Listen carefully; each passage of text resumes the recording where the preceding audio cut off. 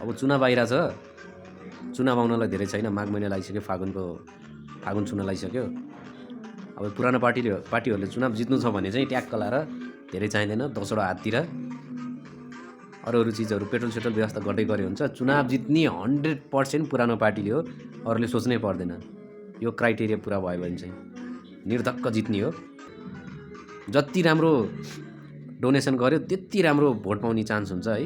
ल अब भोट चाहिँ मजाले नोट दिन्छ, त्यसैलाई भोट दिने हो, निर्धक्क भयो हुन्छ।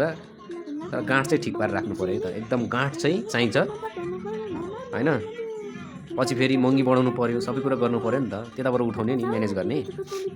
अहिले चाहिँ भोटमा भरपुर मात्रामा लगानी गर्नु पऱ्यो।